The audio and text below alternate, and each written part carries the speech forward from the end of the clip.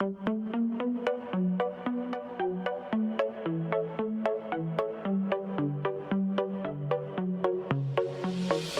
let you know before you try to go. Now this is my own show. Not a script or flip could make me stop, so just behave. I mean, there's no escape. Let's hope you make that drop, because you really don't want to take me off. And oh, what fun. I will tell you what to do and you will get it done. And oh, don't run. You'll find your nightmare here has only just begun. Welcome to my horror show. Now it's out in 3D. Oh, I bet you thought you'd seen the last of me. Are you reading the walls? Did you get my clues? There's a debt to repay for now. You'll do. Good evening, my fellow horror fans. This is your host, Tim Davis, and I am one half of the legendary Dummies of Horror podcasting team, and the other half, we know him as Daniel Kaloof, but we call him Mushroom around these parts. Welcome, Mushroom. Hey. How are you, sir? I'm good. Very awkward intro this week.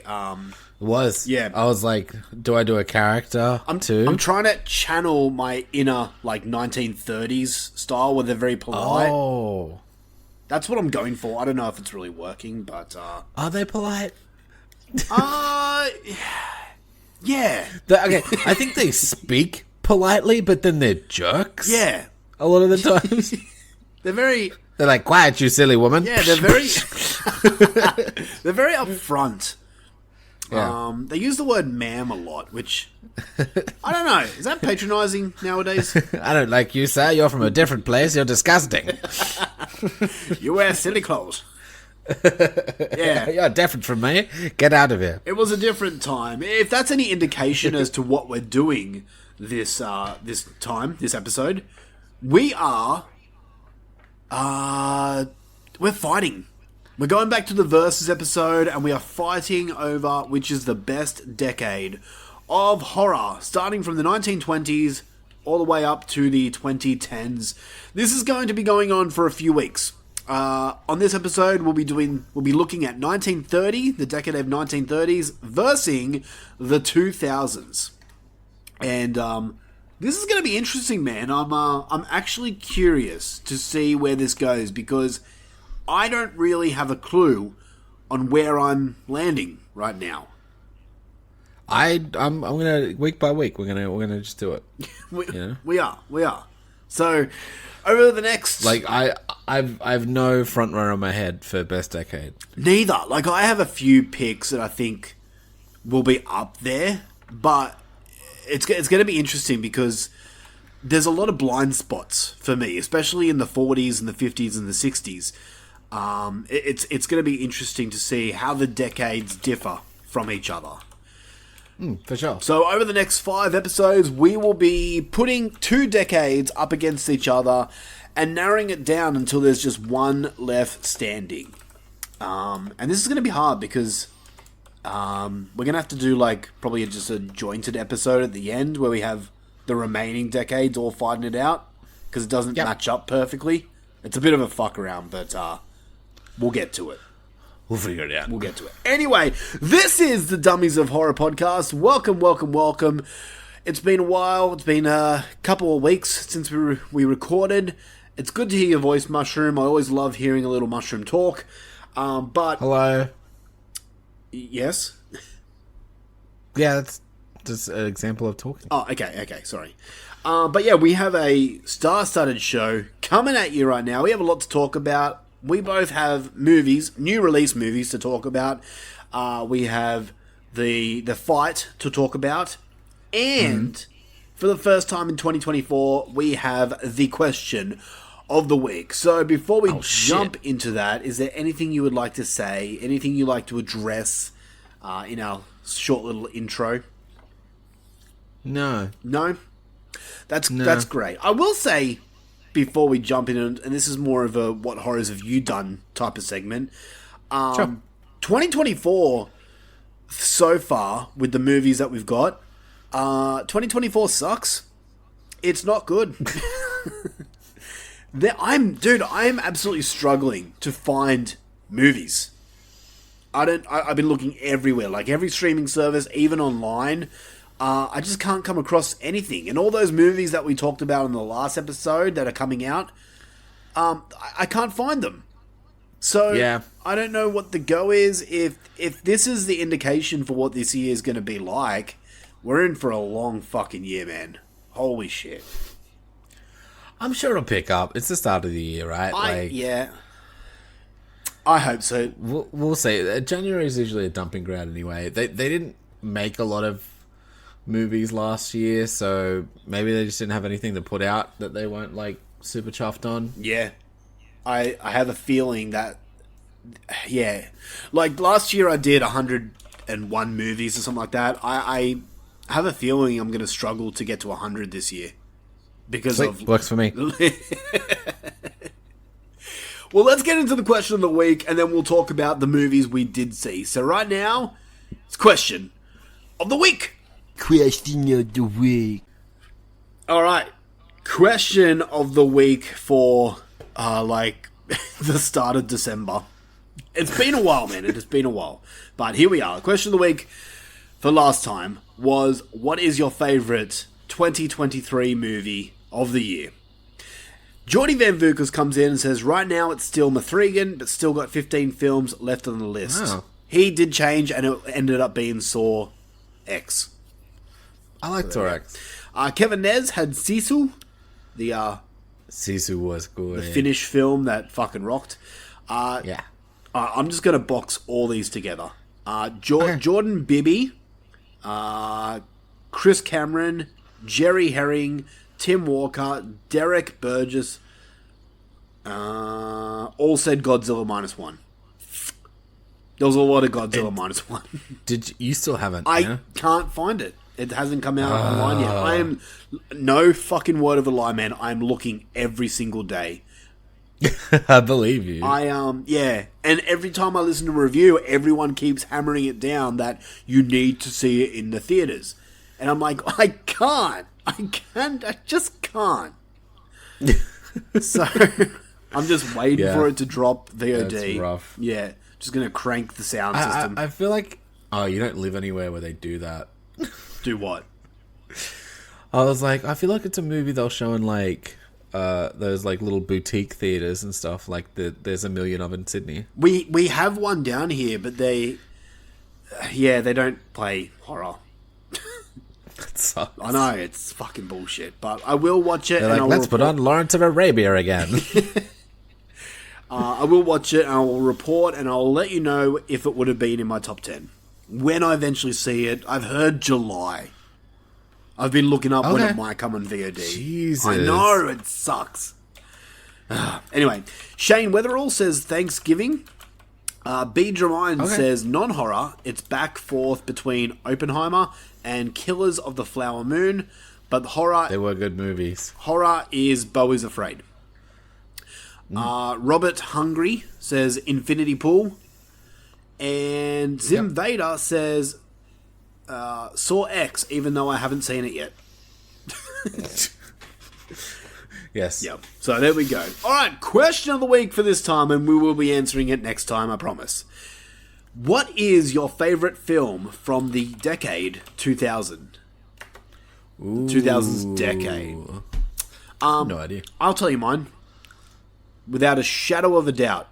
Trick or Treat from 2007. Okay, that's a good one. What would yours be? Devil's Rejects is on the list. Yeah, not that. House of a Thousand Corpses is on the list. I know you like that. I do like that. Dawn of the Dead remake. Maybe that. Yeah. Hills of Eyes seen that. remake was fucking Nice. great. Battle Royale, maybe. Yeah. Anyway, you can report next week if you like. Yeah, I don't know. Anyway, so that's the question for next time. What is your favourite film from the 2000s decade? From the year 2000 all the way to 2009. You have to pick one. It's tough, but it can be done. All right. I need to discuss something with you. A little film I watched, and I'm dying to talk about it. Sure. So, what horrors have you done?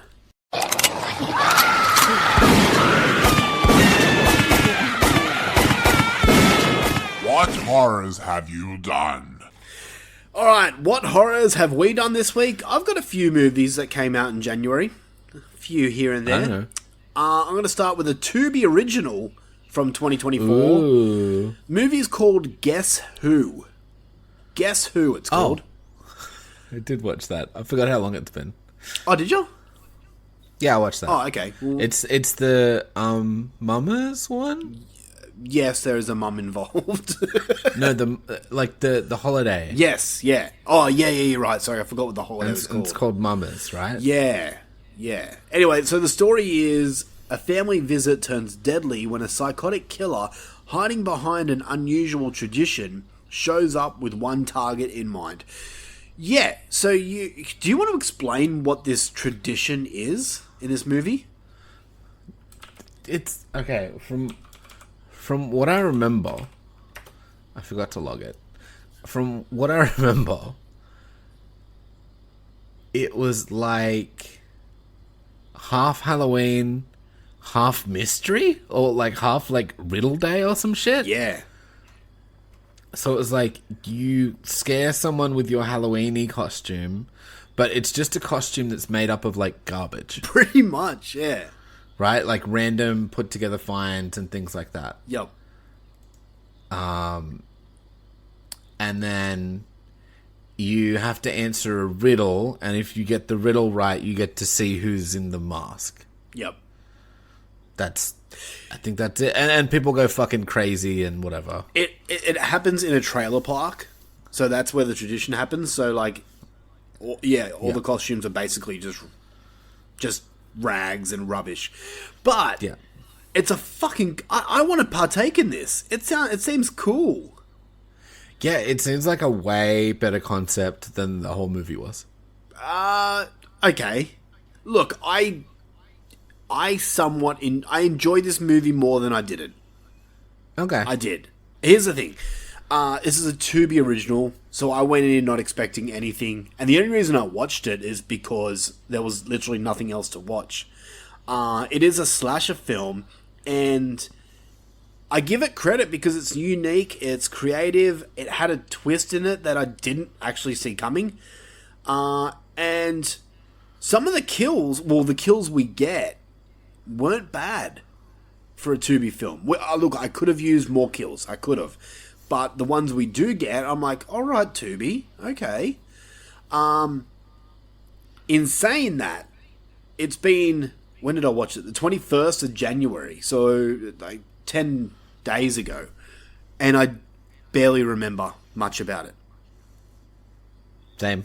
So I forgot I watched it, to be honest. So I'm guessing you're not as high as I am?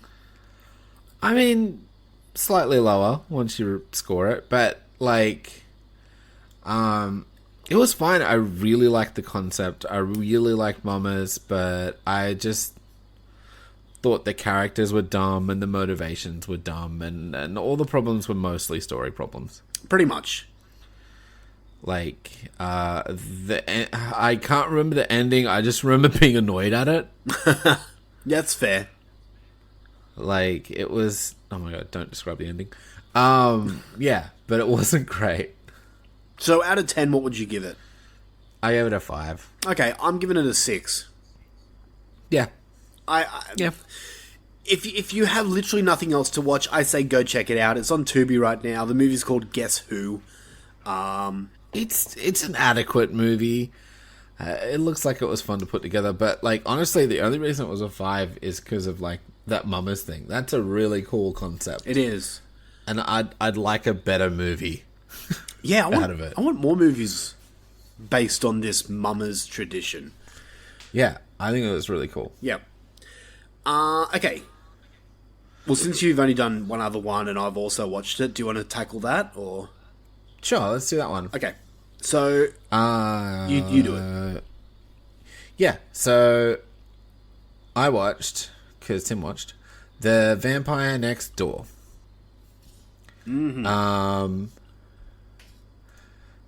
This was weird.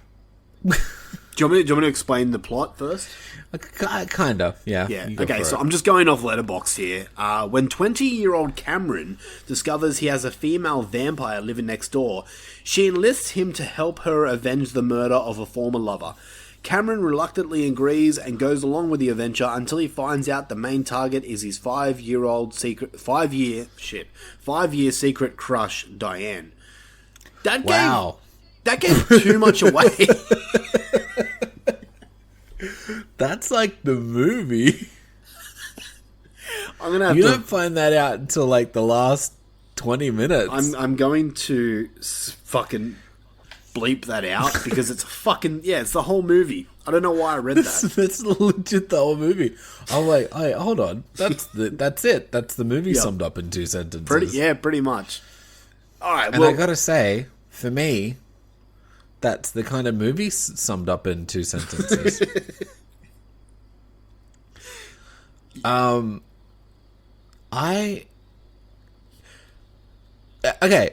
actually like a horny movie, but there was like literally no titties in it at all, which which made me was so sad. disappointing. Yeah, Right? And you're like, you're dressing them up in like, and like obviously the whole point of this movie was for the thing that happens at the end, yeah, right? yep. Like it feels like the director, writer, because he was the same dude, Yeah, just wanted to like, he's like, I'm gonna pick this chick and this chick, and they're gonna do that. pretty much. Yeah, I'm gonna jerk off to it later. And the Star Wars kid is me. Movie. yeah, But the rest of it is just kind of a shit show. Like, the dialogue's boring. It's not filmed very well. Like, it's really standard. The kills were a bit shit. Honestly, I saw it a kills? couple of days ago. Yeah, if at all, right? Like, I know people died, but you didn't see anything. It was all lots the of kills like were off screen. that kind of thing, you know? Yeah, Like bloody hands falling down a windscreen. yeah. And they kind of stopped anything action-y kind of stopped happening until like a fucking queef of a fight at the end. Pretty much. Yeah. This one for me is another 5. It was like, it could have been cool, but it just wasn't. See, when I watched it, firstly, you've got 2 main characters who are smoking hot girls. Yeah. Little disappointed we saw no skin. But while I was watching it, I actually Yep. had a pretty good time watching it. And then I thought about it, and it's got its problems. Look, the performances are all over the place. The characters get annoying at times, especially this main kid. And I wish we got some more gore with it. Also, I felt the story was just a tad bit too long for what we got. Yeah. Also, like, it was... They're just like, oh, the ending felt like it was written in 2 minutes. Yeah, it did. Like, it was written on the day. Like, Yep. why were they, like, and... it was really dumb. Like, I was probably... I was enjoying it. I was probably, like, at a 6. Like you said, man. Like, it was okay. But then the ending made me so, like, what is this? Mm-hmm. That I was just like, no, it needs to get knocked off. Like, it's a low 5 for me. So I'm a little high. I'm coming in at a 5.5 out of 10. Yeah. So I'm right there with you, just a I little could higher. even go 4.5, but I'll round it up. Yeah, okay. But, nice 5. Yeah. But, yeah, it just feels like nothing original, nothing good. Yeah. Even like, I'm looking at the picture now and it's just True Blood, right? Yeah, that's what it was. I was looking at it going, why do you look familiar, the movie poster? Because it's just a True Blood yeah. ripoff. It is. Holy shit. Yep, you nailed it. Yeah. I don't know, look, if you want to watch smoking hot chicks play vampires, then I don't think it's the worst thing. I'm going to talk about a movie which is definitely worse than this. But yeah. It's not going to be like a top 10 for anyone. Yeah, I mean, hopefully it's bottom of the list and the year only gets better, but man, it's not started out very well. Well, I'm with you, dude. I'll go into the next two. I think it. Sure. No, I've got 3 other films from this year I can talk about. So let me get into this one because it's going to be quick. The movie is called Scalper. It says 2023, but it was released widely, Rob Hungry, in 2024. So it's a 2024 movie. You fuck. You CM Punk loving fuck. Alright. Scalper. Let me just quickly skim this to make sure I don't fucking spoil anything. Everyone around psychic Clementine Carter is being brutally murdered by a masked killer dubbed the Scalper. Is it the dead psycho Andrew Lubitz back from the grave, a copycat killer, or a horror beyond imagination? This movie's called Scalper. Going into this, because the poster art actually looks pretty cool. I did like the poster art. It really does. It's giving me Possession. Yeah. This is a sequel to another movie with a completely different name.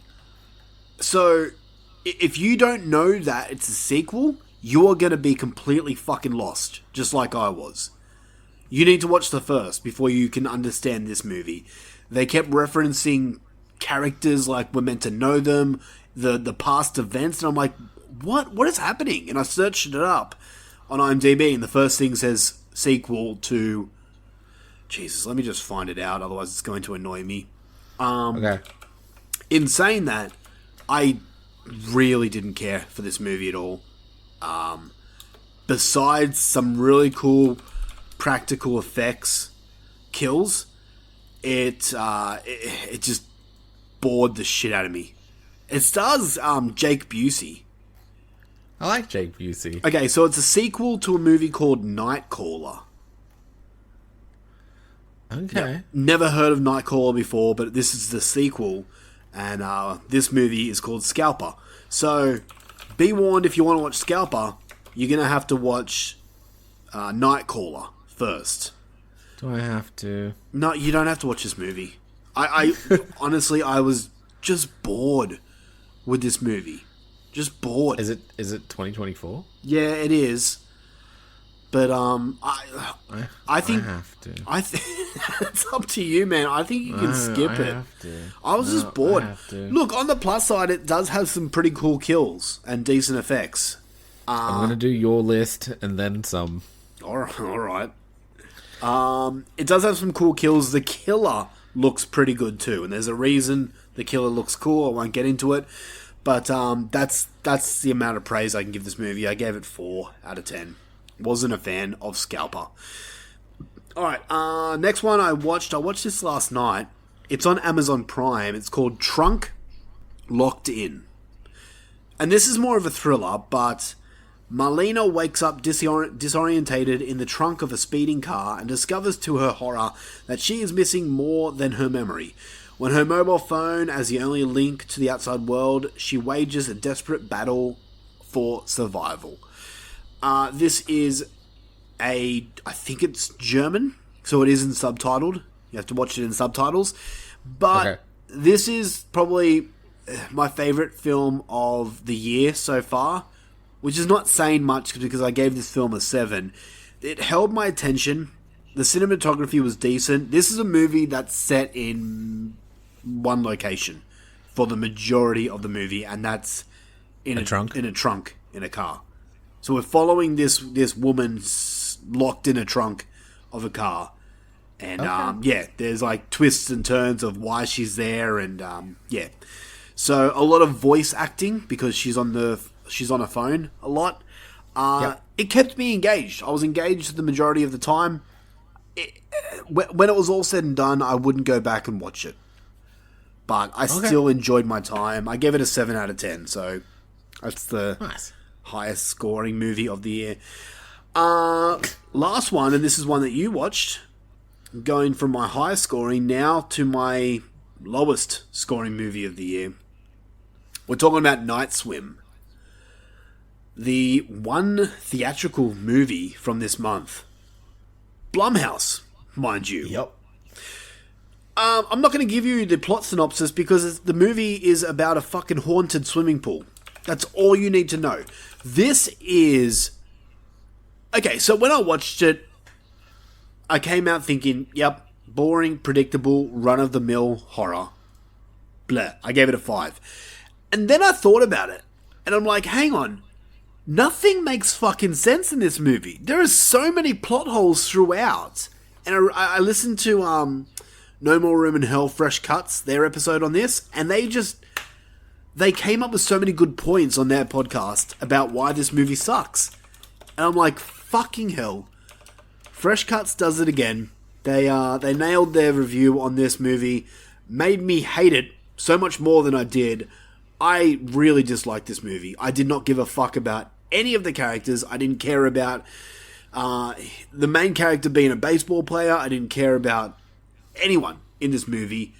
It wasn't scary. It wasn't funny. It was boring. I fell asleep during the movie. I had to go back and rewatch it, which sucked because I didn't have to because nothing fucking happened. This movie is locked in for bottom of the list at the end of the year. Wow. Unless something else really badly pisses me off, this is going to be my number one most disappointing movie of the year. Night Swim was just a drag. It was so just poorly written. Like, what? I get it. It's like an adaptation from like a short movie, but and there's no fucking antagonist. There's no antagonist in this movie. When you think about it, you're like, wait, who's the bad guy in this movie? The fucking water? The pool? I'm getting into spoilers here, but yeah.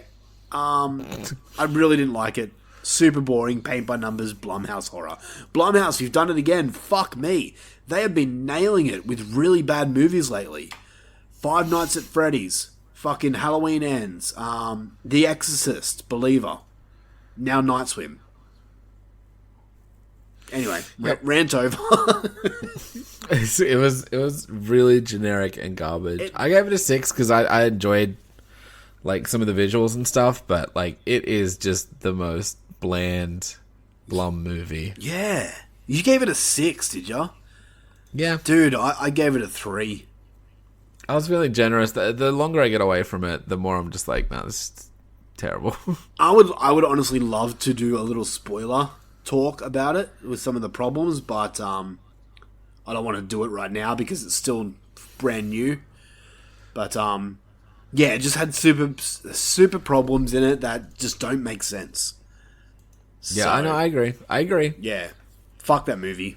Blumhouse, you're really turning me off. Like, do better, please. I get it that you're catering for an audience that's not me, but can we get something good? Come on, you made Halloween 2018 and Halloween Ends. You made some good movies, but lately you are just not delivering at all. So, that's it. Cool, man. So, anything else? Nothing new. No? Okay. Well, that concludes this part of the show. We are going to dive into the meat and potatoes of the program, where we get into a fight. 1930s versus the 2000s. Which decade is better? Let's get into it with feature presentation. Are you tired of being naked?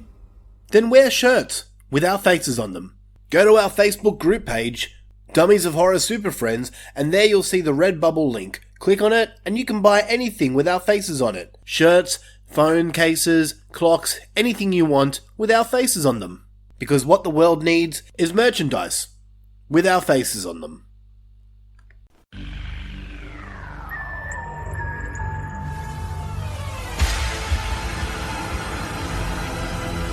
And now, for our feature presentation.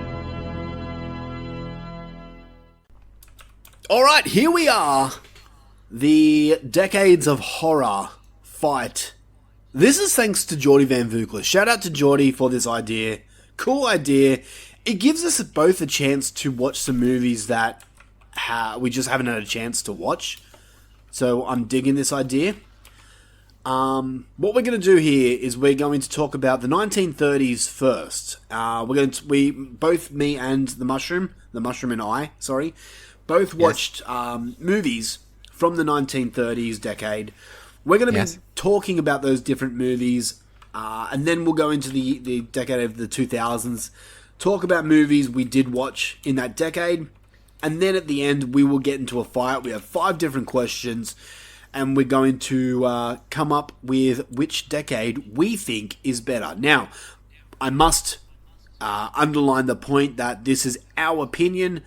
Don't get upset if the decade you love the most doesn't win. It's just our opinion. So, yeah. So fuck you. Don't say that. Oh, sorry. So let's start with the 1930s, the golden age of horror. I bid you welcome. It's alive! It's alive! It's alive! I give you a last chance to leave me alone. Give me a last chance. You're crazy to know who I am, aren't you? All right, I'll show you. I am Dracula. We accept the one of us. We accept the one of us. Gooba gobble, gooba gobble. Listen to them. Children of the night. What music they make. I'll show you who I am and what I am.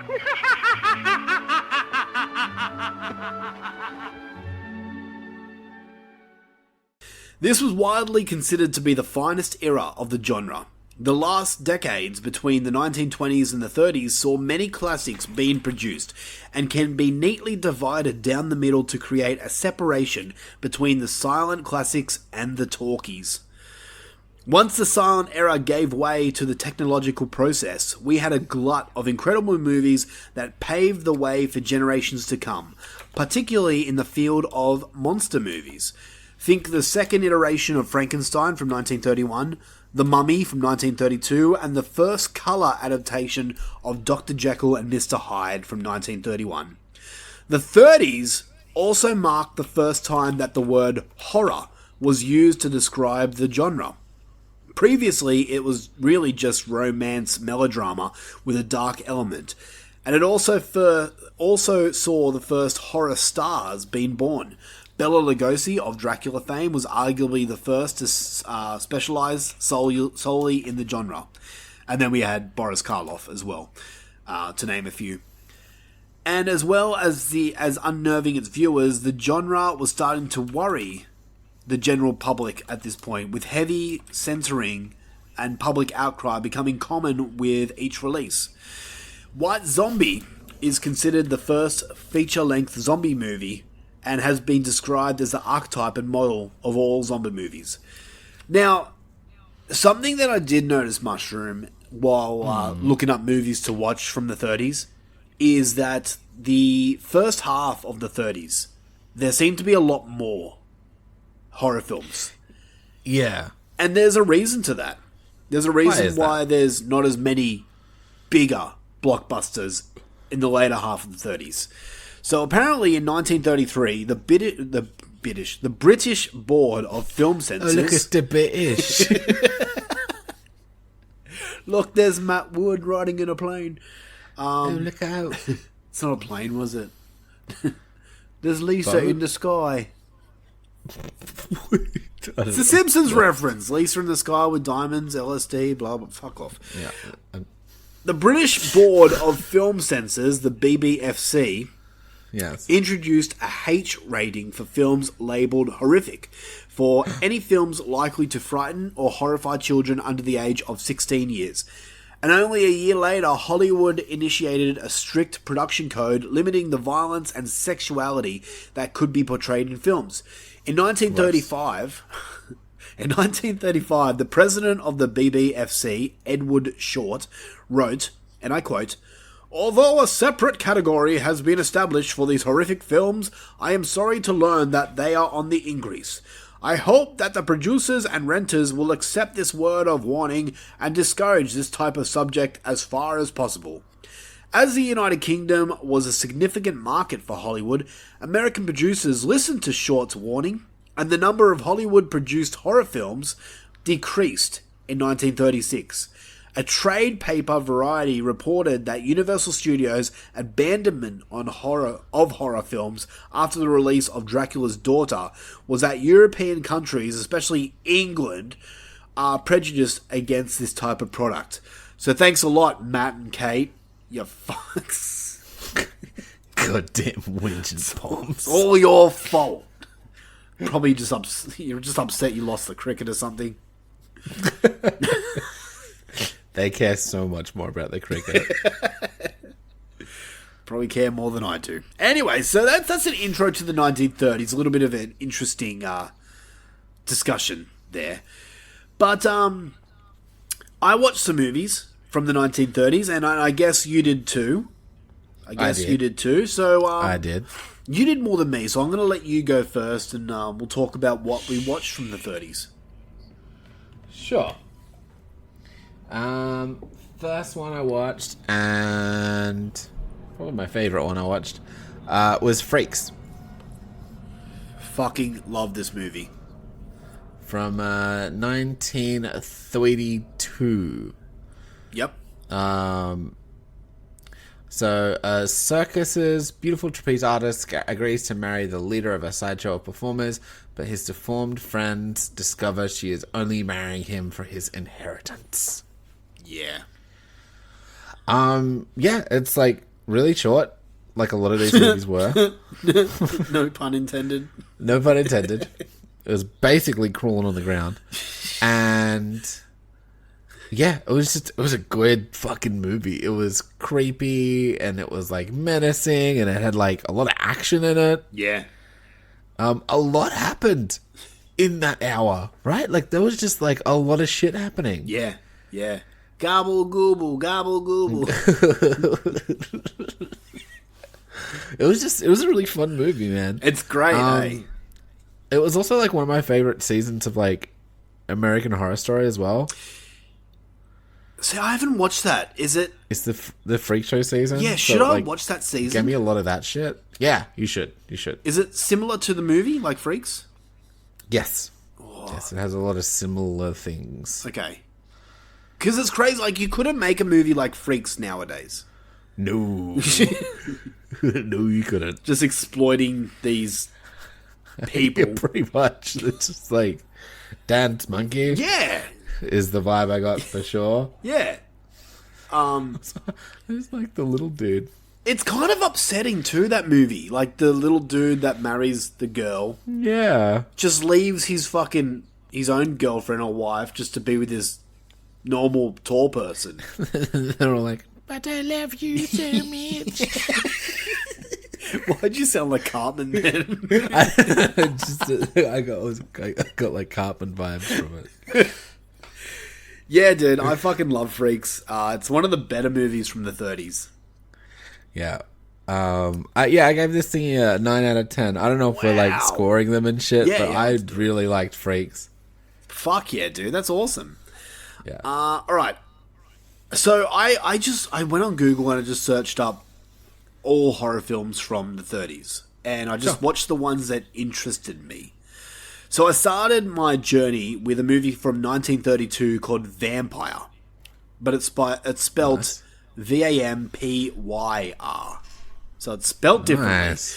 The story is traveller Alan Gray arrives in the village of Cowdermere, I don't know, and takes lodging in a small inn.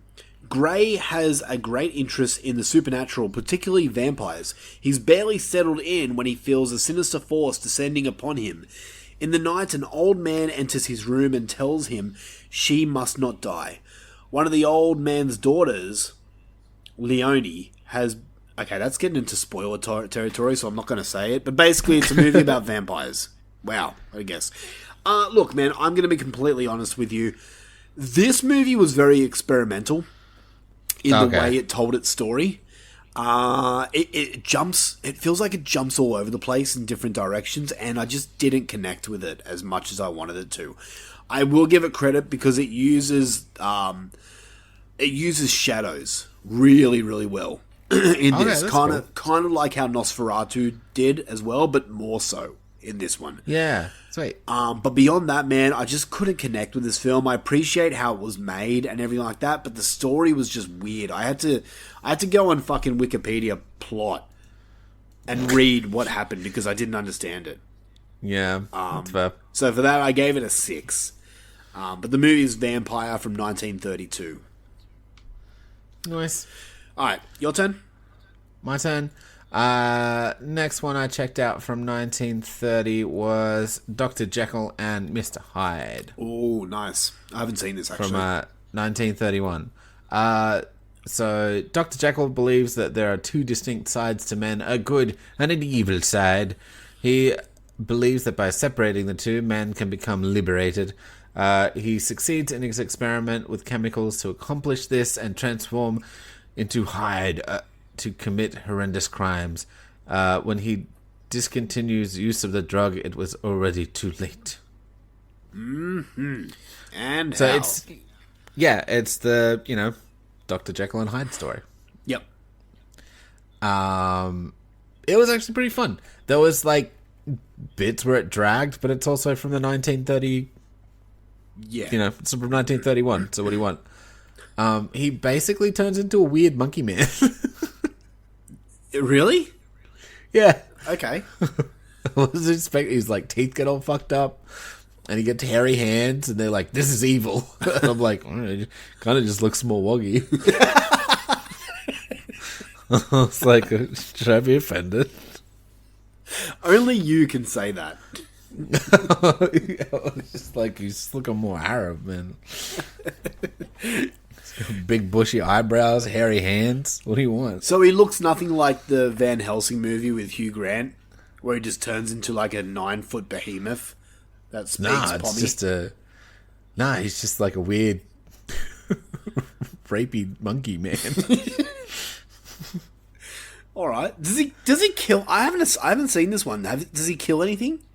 Yeah, he kills something. Okay. I won't ask what that something is. I'm assuming it's a woman. Yeah. Is that a woman?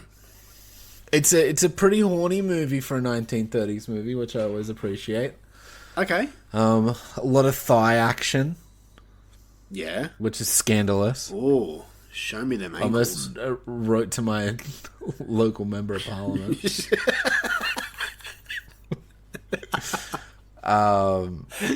But yeah, I enjoyed it for the most part. It was silly. There was lots of them running around after him. The biggest thing in these movies, man, is the lack of music. Yeah? You know what I mean? The lack of score and stuff sometimes. And then, especially for this one, he plays the piano a lot, and then when there is music, it's so loud. Yeah, okay. But then there's no other music any other time. So, whenever there's a chase or something, it feels weird because it's just you just see them running in the street. It feels odd. But anyway, 8 out of 10. Wow, okay. It was fun. Nice. It was fun. All right. The next one I watched is from 1934. It's called The Black Cat. I had this on my list per se. Okay. Maybe hear what I got to say first before you want to watch it. After a road accident in Hungary, the American honeymooners Joan and Peter and a doctor Guest, I don't know, find refuge in a house on the famed architect, some other funny name, Polzig, whatever, who shares a dark past with the doctor. So this one stars Bela Lugosi and Boris Karloff. Shit. Which was cool. That's Dracula and Frankenstein. Werewolf? Oh, Frankenstein. Frankenstein, yeah. Yeah, so it was them two, which Boris Karloff, who played Frankenstein, you can you can differentiate the two, but Bela Lugosi, dude, I just kept thinking, oh, when are you turning into Dracula? The whole movie. Because he speaks like Dracula. He looks exactly like Dracula. The whole movie. So I was just like, I just kept getting confused. I'm like, wait, this isn't Dracula. This is a different character. I didn't see Paul Rubin do anything. Yeah, exactly. Like, when are you going to do it? Yeah, there you go. You couldn't help yourself, could you? I can't do it that great. It makes me laugh so much that you hate him. Anyway, so the Black Cat. Dude, I gotta be honest again, man.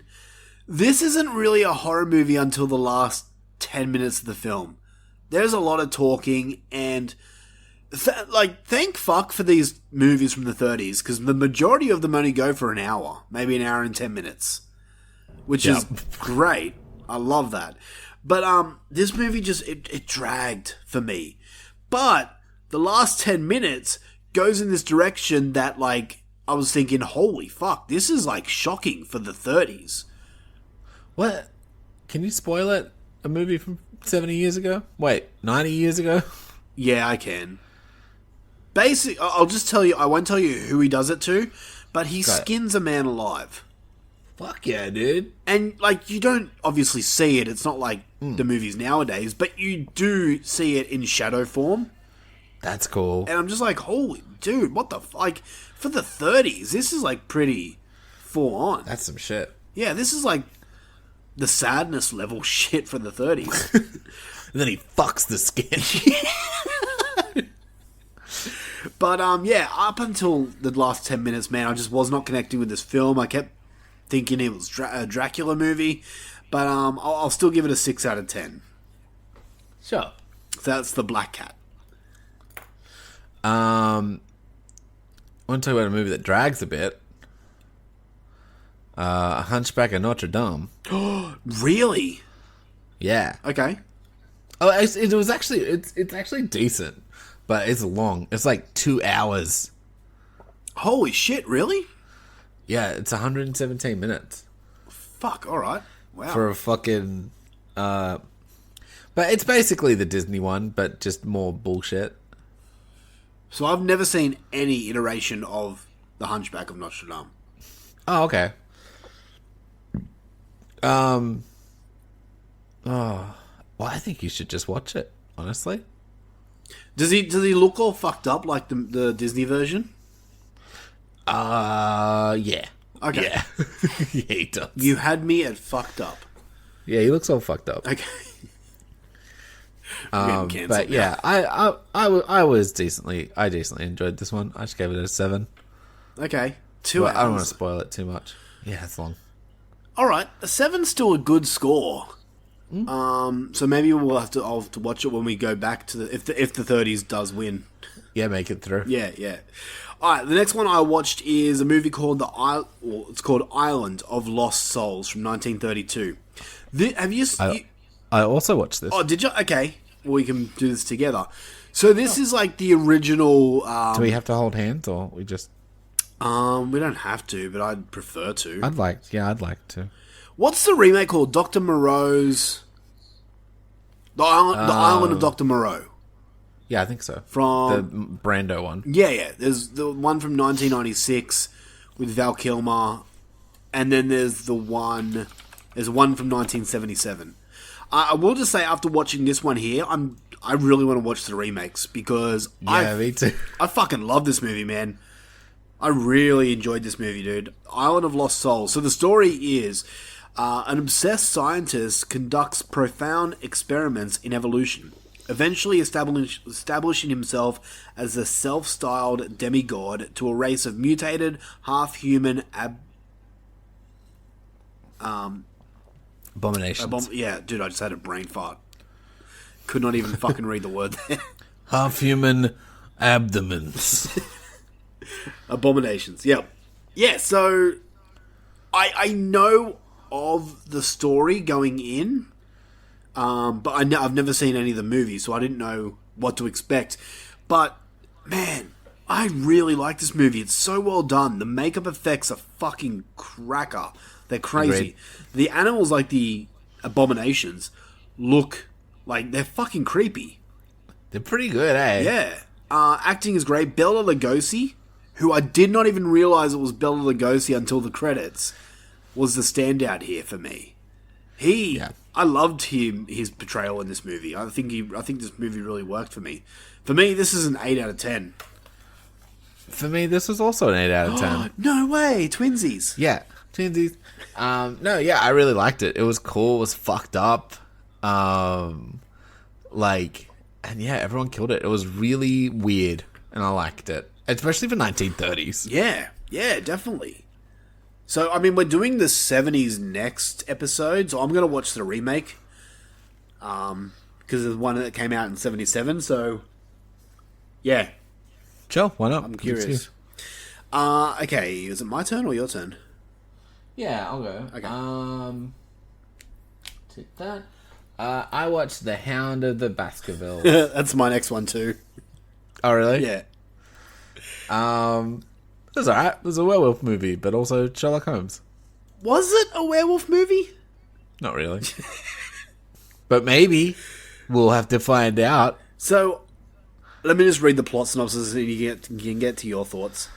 On his uncle's death, Sir Henry Baskerville returns from Canada to take charge at his ancestral hall on the desolate moors of Devonshire, and finds that Sherlock Holmes is there to investigate the local belief that his uncle was killed by a monster hound that has roamed the moors since 1650 and is likely to strike again at Sir Henry. So, your thoughts? It was fun. I like that Watson was a big jerk idiot. Isn't he always, though? Not always. Not in the most recent Sherlock one. Okay. I thought he always was.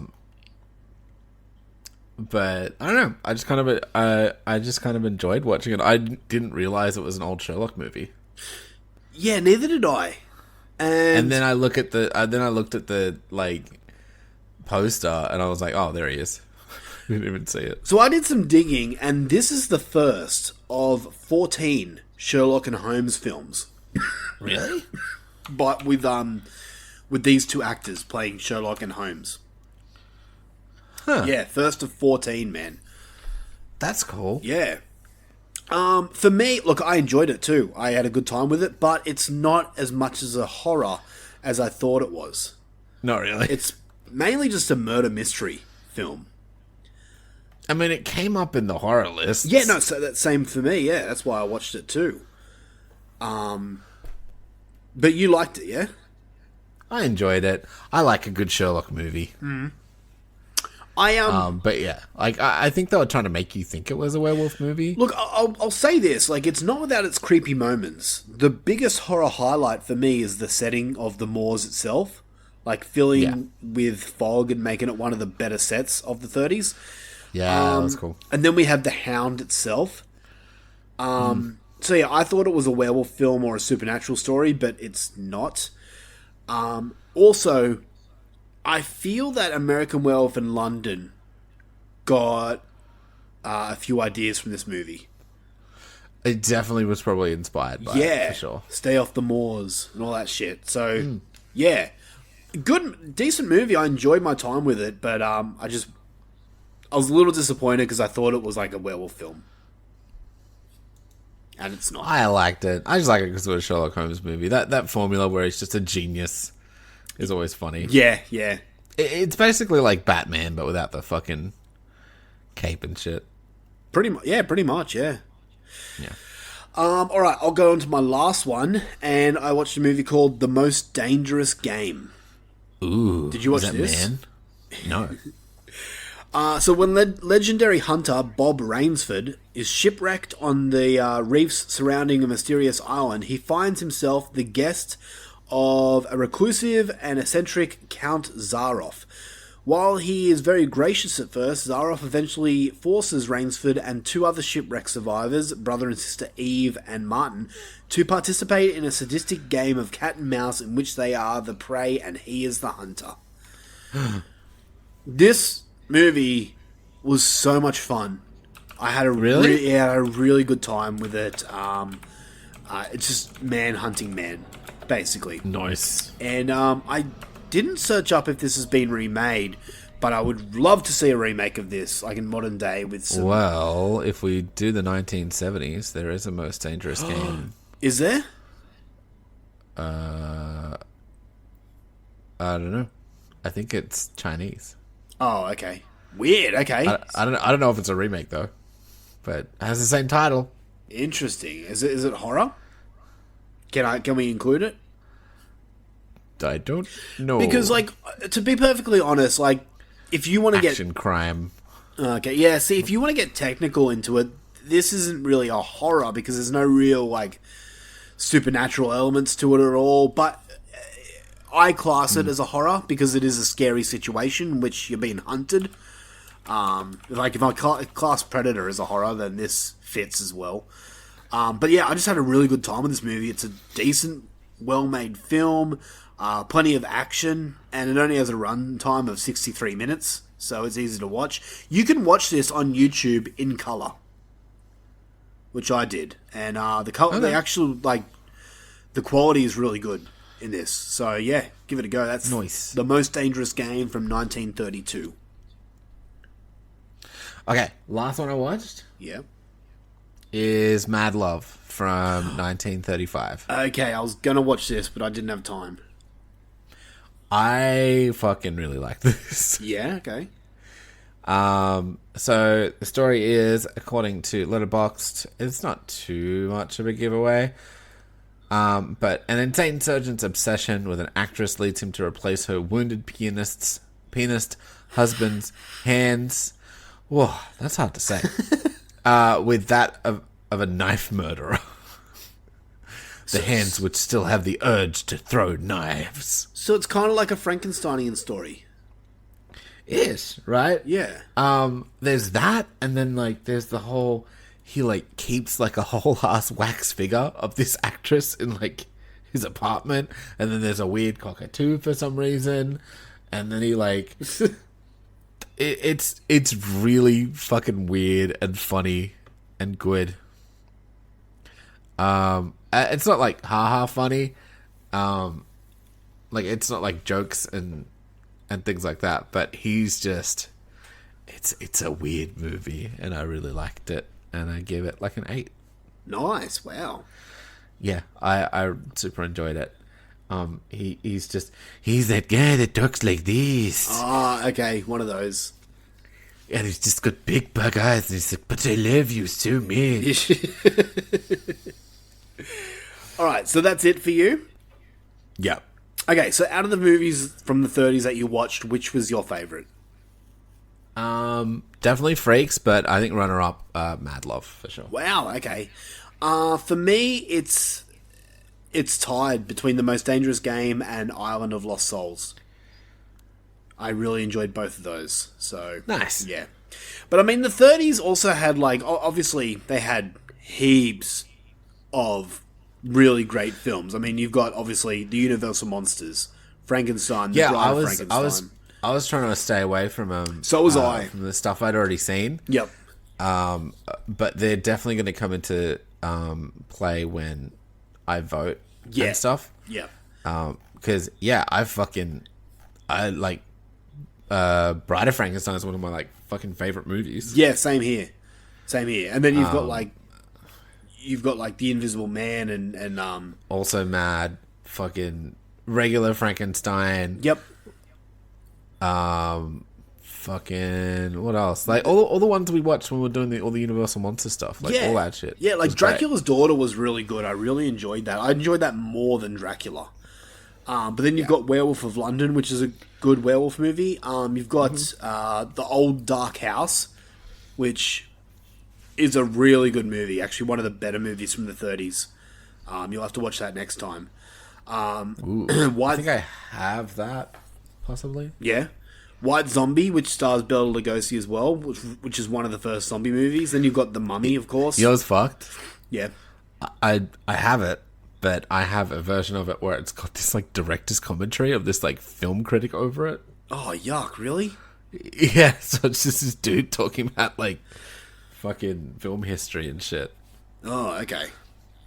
All right. I was annoyed because I really wanted to watch White Zombie. Yeah, okay. I think you can... Most of these films you can find on YouTube.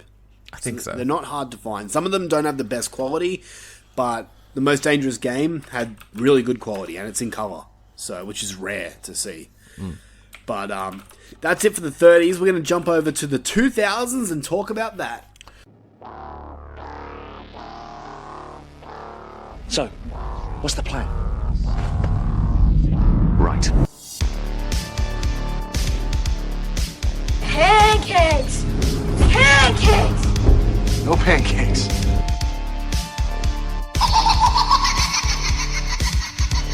Hello. You don't know me, but I know you. I want to play a game.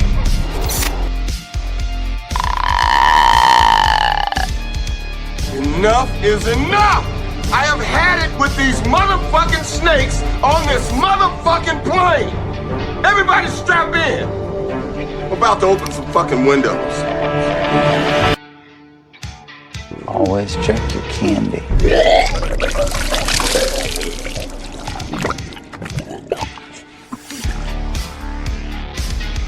You like Huey Lewis on the news? Their early work was a little too new wave for my taste. But when Sports came out in '83, I think they really came into their own, commercially and artistically. No matter what they do to you, you cannot die. One, fuck your mama! Two, let's go sister! Something in the mist! Something in the mist! Took John Lee! Make them remember what fear tastes like! Most of all, fuck you!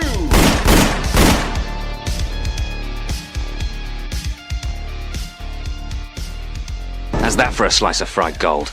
Yeah, boy!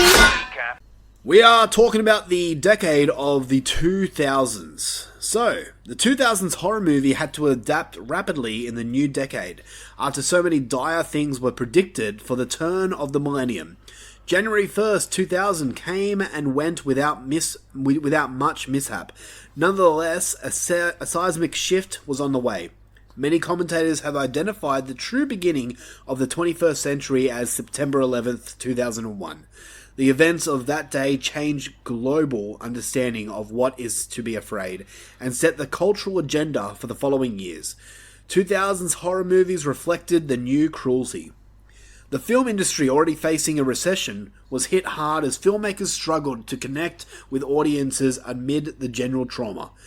Anyone trying to sell a horror film in the autumn of 2001, as George Romero tried with Land of the Dead, got rebuffed.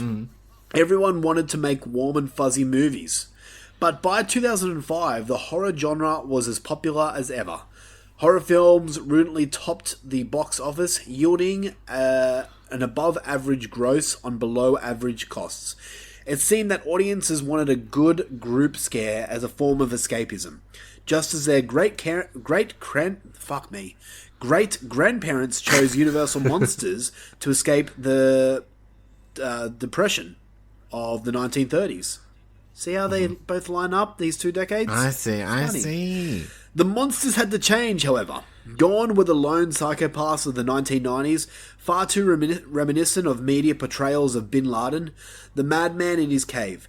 As the shock and awe of 21st century warfare spread across TV screens, cinematic horror had to offer an alternative, while still tapping into the cultural mood. So let's look at the films from 2000s. Like, there was many different, I guess you can call it, tropes. Not tropes, but like style of films. I mean, the first thing that comes to mind is the torture porn genre. Movies like Saw, Hostel, Inside, Wolf Creek, Martyrs, things like that. But then the 2000s were also famous for remakes. Texas Chainsaw Massacre, Hills of Eyes, Friday the 13th, The Fog, Amityville Horror. The list goes on with that. Zombie movies were running rampant in the 2000s. Dawn of the Dead remake hits. Then we had 28 Days Later, which I know is more of a infection movie, but whatever. Land of the Dead, then Resident Evil started in the 2000s, but also made room for the Japanese horror to come into face. I know Japanese horror more started in the 90s with Ringu, but the 2000s were just rich with Japanese-style movies such as Battle Royale, Gozu, Cairo, Ju-on, Dark Water. All these movies came into the 2000s. So there was a decent trend of all these different movies coming into one. So this is going to be tougher than first thought.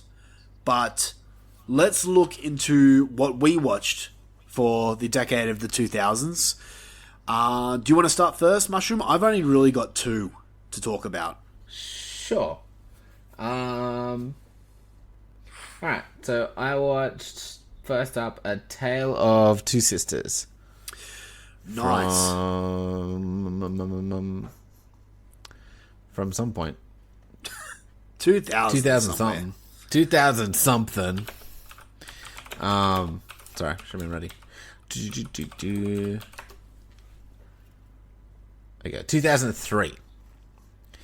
The story of this is a recently released patient from a mental institution returns home with her sister, only to face disturbing events between her stepmother and the ghosts haunting their house, all of which are connected to a dark past in the family's history. It was really cool. I actually don't know if I think it's Korean, actually. Yeah. But I am not sure. But so it was good. I really enjoyed it. Sorry. It was like a weird, creepy, ghosty, gory, fucked up. Yeah. Fucked up time. It was cool. I think it paid off. Nice. Like it was a long movie, but it was really good. Very nice. But I gave it an 8 out of 10. Damn, you're coming in hard with the 8s. Yeah, I was just really enjoying the shit I was watching this week. So lucky you. Lucky you. Yeah. So for me, man, so I don't want to spoil it too much because it's like actually really good. Yeah, okay. I haven't seen it, and it's been on my list for a while. Yeah, I should. So that's what's annoying. One of these decades has to leave us, and I've got movies from both the 30s and the 2000s that I want to watch. But oh well. So I only watched 2 movies from the 2000s because I've seen so many more movies from this decade than the 30s. So I was focusing mainly on the 30s. But what I did watch is 2 films that have been on my list for fucking ever, and I've just never come across them, and I just kept forgetting to watch them. And that is the Grindhouse series. We start with Planet Terror and then Death Proof. Nice. I've never watched any of these them when they came out. Dude, everyone I speak to was like, "Yeah, I saw that at the cinemas." And I'm like, I'm so upset. I'm so upset I missed the train on this. So I'll start with Planet Terror. This one came in at 2007 and is directed by Robert Rodriguez, who I want to watch more Robert Rodriguez movies now. But the story is 2 doctors find their graveyard shift inundated with townspeople ravaged by sores. Among the wounded is Cherry, a dancer whose leg was ripped from her body. As the individuals quickly become enraged and aggravators, Cherry and her ex-boyfriend, Ray, lead a team of accidental warriors into the night. This movie, and I'm not sugarcoating this at all, this movie is now like one of my favorites from the 2000s. I fucking loved this. This was unreal. It could have used some boobs, but beyond that, it had everything that I wanted. This movie is ultra gory, awesome fucking practical effect gore that's over the top. The story is so much fun. It's mainly a zombie movie, pretty much, in how it plays out. But there's so much more to love about it. This is like, you've probably seen the poster of Rose McGowan. She's got a machine gun attached to her leg. That's that movie. And it did not disappoint. It's over the top. It's fucking ridiculous. So I was there with the biggest smile across my face. I was laughing so much during this movie. Dude, the scene, and I'm just going to spoil one little scene of the movie. The scene where she has like a wooden peg leg on her stump, and she has sex, and one of the legs goes up, and then the next leg is the fucking peg leg. I was fucking roaring laughing. That scene was so funny. This movie's just, I loved it so much, man. I gave it a 9 out of 10. I really, really enjoyed this movie. Planet Terror. It's such a good movie. Yeah, and I love the whole grindhouse gimmick to it. You know, the old style glitchiness of it. Just really worked well. I'm so upset I didn't see this at the cinemas. It would have been unreal. It was so good. But, yeah, Planet Terror is a 9 for me. I fucking loved it so much, man. Definitely a horror, this one. Yes. All right. Yeah, it's mad. Do you want to do both? Might as well. Yeah, okay, all right. So after I watched Planet Terror, I was really, really looking forward to the next... It's not a sequel, but it's like the next... it's the other movie in the Grindhouse movie. Yeah, and that is Death Proof, directed by Quentin Tarantino this time. This one stars Kurt Russell and a few other people. Rosario Dawson's in it, Zoe Bell. But the story is Austin's hottest DJ, Jungle Julia, sets out into the night to unwind with her two friends. Covertly tracking their moves is stuntman Mike, played by Kurt Russell, a scarred rebel leering from behind the wheel of his muscle car, revving just feet away. So I loved Planet Terror. I had a fucking blast with Planet Terror, and I was really looking forward to Death Proof because I thought it would be the same. This was not the same at all. No. To me, and I know, look, I searched up reviews from other people, and everyone seems to really enjoy this movie. I was so fucking bored with this movie. Besides two scenes, one that happens right at the end and one's like in the middle of the movie, nothing fucking happens. It's dialogue with a group of chicks talking about I don't know what because I didn't care. Kurt Russell's fucking character was a lot of fun, but there is about, oh man, this movie goes for like 2 hours. There's probably about an hour and 40 minutes of just girl talk that I was bored shitless with. Just Quentin writing girls. Yeah, I do not get the hype about Quentin Tarantino. Now, mind you, I've never seen Pulp Fiction. I've never seen those movies. You should. They're good.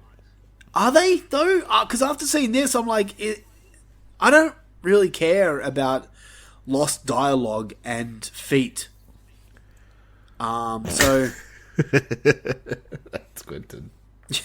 Yeah, I don't know if I want to watch any more Quentin Tarantino movies. I was just super disappointed by this movie, man. If you don't like seeing feet, you're probably not going to like them. Yeah. I give it a 4 out of 10. Really disappointed. Wow. I mean, I liked it less than Planet Terror, but I didn't hate it that much. Yeah, it was boring to me. Nothing fucking happened, dude. I mean, it did, but yeah, you get what I'm saying. Yeah.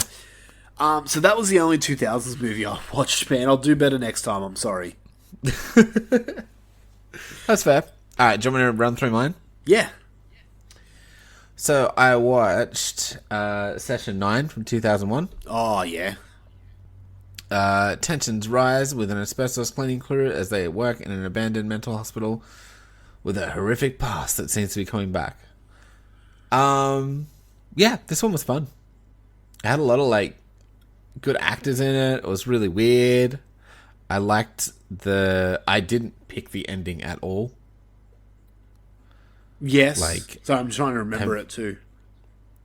That's okay. So they were like cleaning asbestos stuff, and then people find like treasure and shit, and fucking everyone starts going a little crazy. Yeah. And then you think one dude's going crazy, and then it's not, and then it's something else. It was just like all over the place. It was really fun. Nice, dude. But I'm gonna just give this one a 7.5, as in plus. Okay, yeah, that's fair. Yeah. All right. Next one I watched was 13 Ghosts. Oh, okay. This was really good. I really fucking like this movie. Wait, have you seen this before? No. Really? No. But it's one of your wife's favorites. I know it is. That's why we watched it. But yeah, not just to blow smoke up her asshole, but like it's really fucking good. Yeah. Yeah, Like, this is a classic. I didn't think it'd be so good. It's so weird. It's got fucking Matthew Lillard in it, which is always fun. Mm-hmm. There's the weird titty ghost. All the ghost makeup is so good. Yeah. I loved the design of the house. It seemed like it was a really expensive movie. Like, just the sets looked so fucking cool. It wasn't what I thought it was going to be. I thought it was just going to be a spooky house. Yep. And it kind of was, but it was like a spooky demon house more than a spooky ghost house, right? Mm-hmm. Yeah. The story's a bit dumb and all that. But, I don't know. I just had a really good time with it. It's a fucking mad, gushy popcorn movie. Yeah. Agreed. But I gave it a 9 out of 10. Nice. Okay. Yeah, I really liked it. I'd totally watch it again. Also, like, that glass kill, where it's just like, yeah. How good's that? It's fucking mad. Next one I watched was Ginger Snaps. Oh, nice. Okay. I really liked this. I honestly didn't know what it was. I didn't know it was a werewolf movie. Oh, really? Mm-mm. Wow. Okay. So yeah, it just had that 2000's stink all over it, which I quite enjoy. And it was just about like dumb high school girls being dumb and in high school, and one of them becomes a werewolf and then just makes a bunch of stupid teenage decisions, like all teenagers do. Yep. And it ends up really sad. And I really liked the werewolf design in it. Did ya? I did. Yeah, okay. You didn't like it? No, it's fine. It's fine. I don't know. I was just... I like a werewolf with titties. Like, it's definitely not the worst werewolf design. And I was curious. I wondered if it'd get like dog titties. Yeah. Nope. Human titties. Werewolf's got human titties. Now we know. Question answered. Thank you. Yeah, no, that's fair. That's fair. I can't remember the scene. I remember not part 2. I don't really remember part 2, but part 3 goes into this weird fucking direction where it's a period piece. It goes back in time, but it still has Ginger in it, like the two sisters in it. What? And I've only seen it the once, and I was like, "What the fuck is this?" I did not like it at all. Yeah, I might need to rewatch it and try and understand what it was saying. But yeah. Well, also, there was like a bunch. Like, why'd she turn so many people? And how she turned him for fucking him? Yeah, see, it's been a while since I've seen it, so I can't really answer. There's some shit. They kept talking about tails and shit. It was weird. It was stupid, but I really liked it. I gave it an 8. Nice. Okay. Again, a lot of 8s. It was just amusing and like a cute little coming of age story, and yeah, I don't know. Nice. Good times. What else I got? Oh, last one. Bubba Hotep. I never watched this before. Ugh. Okay. What? It's a movie that I was bored by. I didn't like it at all. You didn't like it? No, I didn't. Not even with Bruce Campbell in it? Yeah, I know. No. I thought his fucking Elvis impersonation was hilarious. Yeah. And I thought it was real silly, and it was real grimy looking. Yeah. And I liked... I don't know. It just made me laugh. I liked old Elvis fighting the bug. I liked him just falling over and, like... the story was so dumb. Like, he just replaced himself. I see, I'm definitely... Sorry, you go. And then he teams up with, like, JFK, who's clearly not JFK. Yeah. It was too silly for me. I don't know. It's dumb. See, I'm definitely in a minority with that movie. Everyone seems to love it. I just didn't connect with it at all. No, I think it's really silly, stupid, Bruce Campbell-y fun.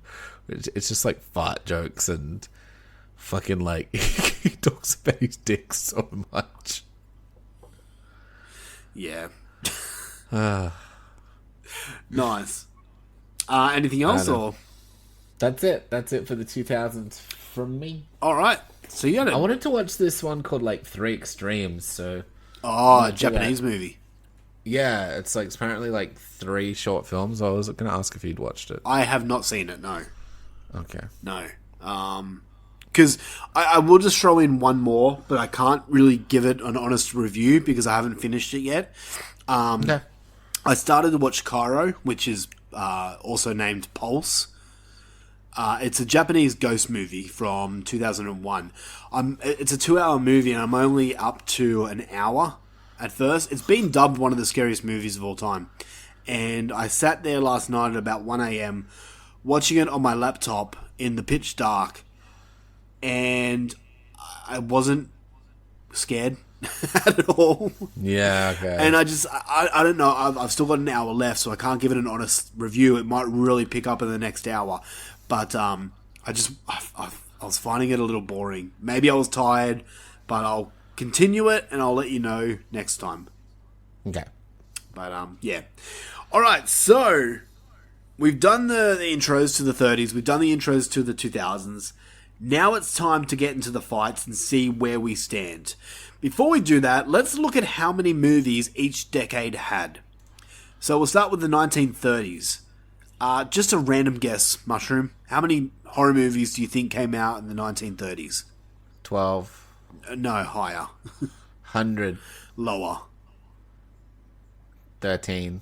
Okay. Fucking shut up. The 1930s had 66 films come out. Close. Yeah, super close. The 2000s. Now, take this as a grain of salt because I'm only going by Wikipedia and I had to count them all myself. So, guaranteed I've counted wrong.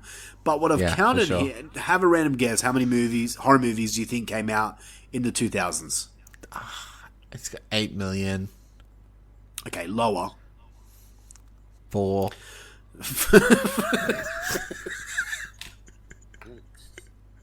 Like 4 million or just 4? 4. Okay, no, you're right. The ones you watched, 4? that's it. No, the 2000s... I must have watched one from a different place. So the 2000s, according to Wikipedia and my count, was 1,233. That's right. Whoa. I counted up that high. Yeah. No, you didn't. I did. I'm real proud of myself too. How many letters did you get through? Well, there's letters. When you were counting. So yeah, we go from 1,233 in the 2000s and 66 in the 30s. So when we talk about it like that, it's not really a fair fight, but we're going to do it anyway.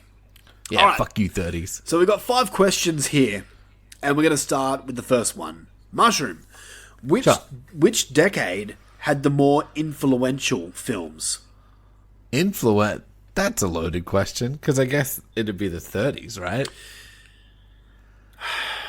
But when you really break it down... influenced everything. Yeah.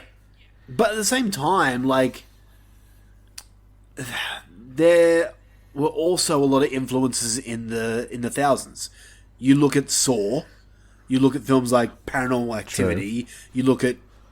Was Sharknado, did that come out in the thousands or that... No, that's the thousands.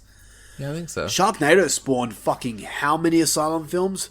Paranormal Activity inspired heaps of found footage. Like, it invigorated the found footage genre. So I think it's not so much a one-sided question, because there definitely are influential films from the thousands. True. The whole I'm still gonna give this one to the 30s. That's fair. That's fair. I am too. Because obviously, so many filmmakers. We've heard countless interviews with some of the best makeup effects people, some of the best directors. I mean, Guillermo del Toro was heavily inspired by Frankenstein. So was Greg Nicotero and things like that. So I'm also giving it to the 30s. But I think it's closer than we think. I really do. I do too. You made a good point. Yeah. Next question. Which decade had the more enjoyable films? Enjoyable for me? Yeah. It's not really fair, because most of my, top movie, Let the Right One In from 2000, Pan's Labyrinth is from 2000s. Yeah. The Descent, Shaun of the Dead, fucking, I love 2000s movies. Yeah. It probably is my favorite decade. Wow, really? Well, yeah, just from my, from my top list, right? Okay. Yeah, okay. This will be interesting. You know, what was... Yeah, it's close. It's that or the 90s, so... Wow, okay, I'm shocked now. See... Yeah, because in my top 5, 2 of them are 2000s movies. Yeah, okay. See, on paper, I would say the 80s, but this will be a really good indication of what we prefer going through all these decades. We'll see. So, enjoyable, I'm going 2000s. Yeah. Not saying the 1930s unenjoyable, but if I was going to rewatch something, or if I was looking, I actively sometimes seek out 2000s tasting movies. Mm-hmm. You know, I just want that vibe. Yeah, no, I get you. So if there's a random horror movie from the 30s and a random horror movie from the 2000s, I'm going the 2000s. I am also because of the same things that you said. A lot more movies from the 2000s are in my favorite films rather than the 30s. The 30s is a great decade for horror. Really, really good. But yeah, when we're talking enjoyable films, Trick or Treat is in my top 10. And I would put that on more than I would a Frankenstein, as much as that hurts to say. And I fucking love Frankenstein. Yeah. So... But, they have aged. It is 2023. Exactly. Whatever. 24. All right, next question. Question 3. Which decade had more original and unique films? And for me, I would say films? More unique. More original and unique films. Okay. So, and this is hard because, the 2000s had so many more movies come out. But at the same time, I will say the 30s did. Because back then, there was no... I mean, there were remakes, but there was very little remakes. There was very little sequels. Everything that came out was a new and fresh story. So for me, I'm going to go the 30s. I'm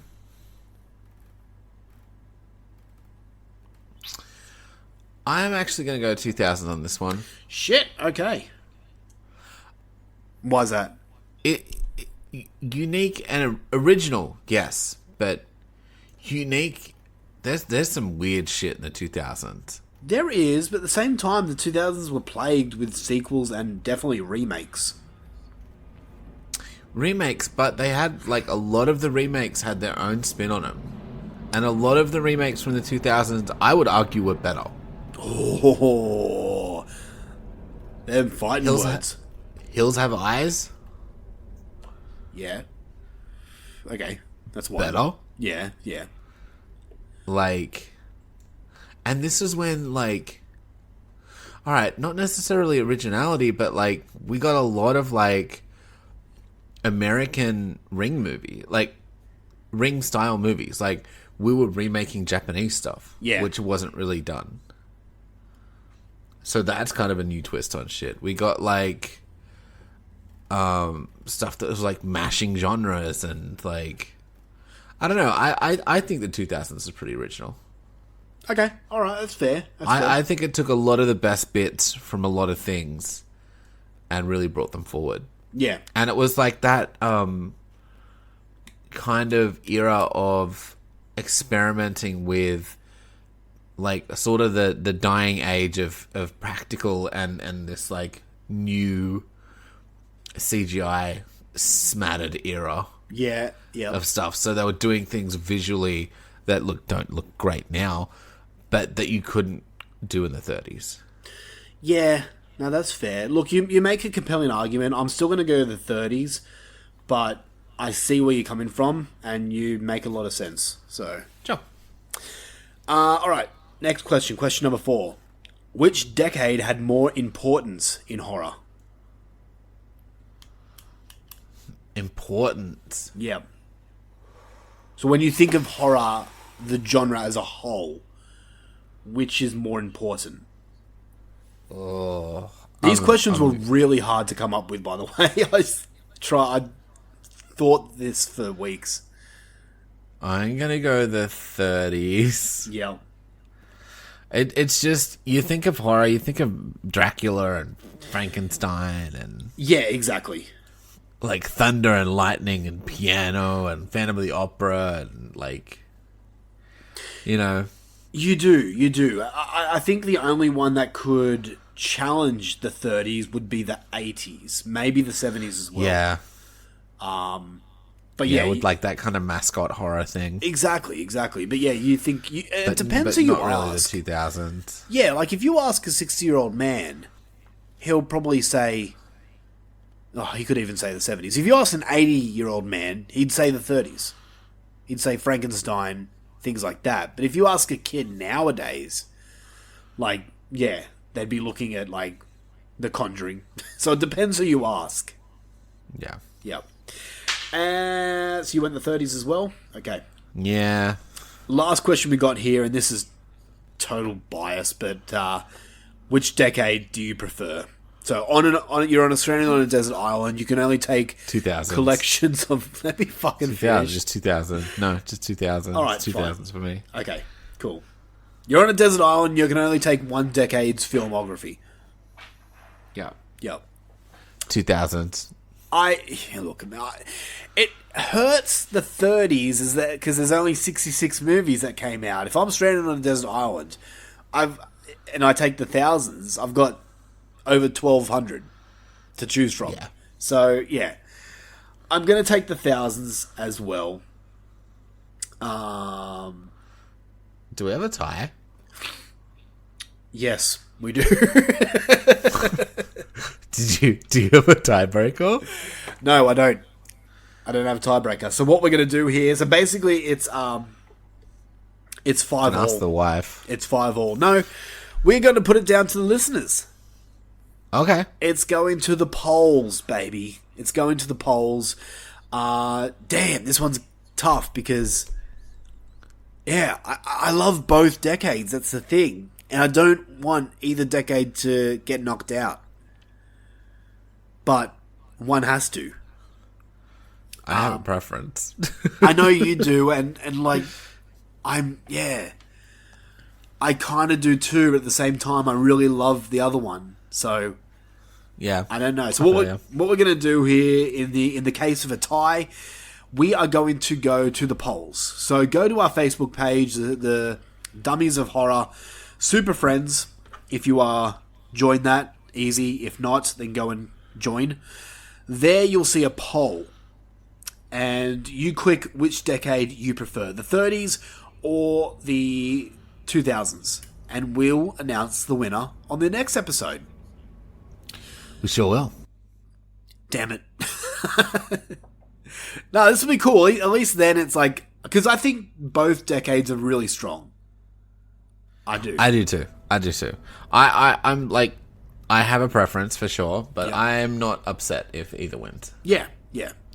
All right. Well, let us know what you thought of this episode. Hopefully, this was a hit. Hopefully, you guys enjoyed us talking about these decades, because we've got a fair few more weeks in front of us. So, with that, next episode we're going to be talking about the 1970s versus the 1950s, which I don't know. I haven't seen many 50s films, but I mean, my favorite movie of all time is from the 70s. So I don't even know what 1950s horror looks like. Godzilla.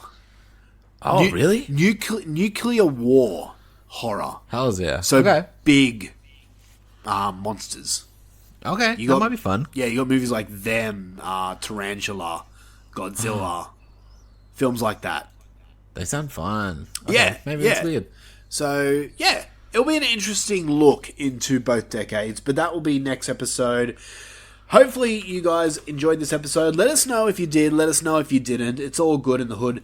But get your votes in and we'll determine a winner between the 1930s and the 2000s. Once again, also, to people that are new on our Patreon, thank you very much for signing up. But if you have requested a episode, we will get to it. We're just going to get through these decades of horror episodes first.